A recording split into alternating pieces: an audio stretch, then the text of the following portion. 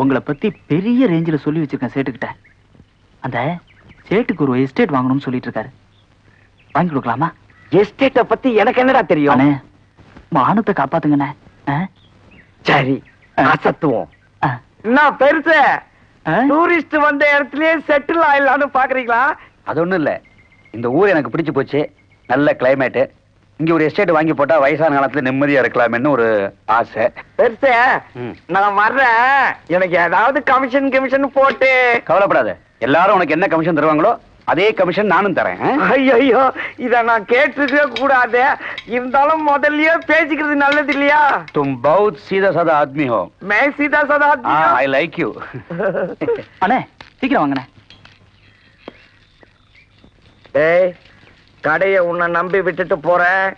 வித்துட்டு மருதைக்கு பஸ் ஏறிடாத சொல்லிட்டேன். நம்புங்கண்ணே. என்ன ஆமா, ஏதோ எஸ்டேட் வாங்கி தரேன்னு சொல்றீங்களே, முன்ன பின்ன அந்த தொழில் தெரியுமா உங்களுக்கு? இப்ப பஞ்சர் ஓட்டுறது மட்டும் முன்ன பின்ன தெரியுமா எனக்கு? ஒரு நாள் ஓட்டனே ஓட்டிக்கிச்சு, அதுவே தொழிலா போச்சு. இதையும் அதே மாதிரி பாத்துருவோம். இதுதான் ஆகுதுன்னு. அண்ணே, அண்ணி சாப்பாடு கொண்டு வந்தா நான் சாப்பிட்டுக்கிட்டுமா? Too much. அண்ணி சாப்பாடு கொண்டு வந்தா அண்ணன் தான் சாப்பிடணும். நீ தம்பி தட்டு கழுவுறதோட சரி.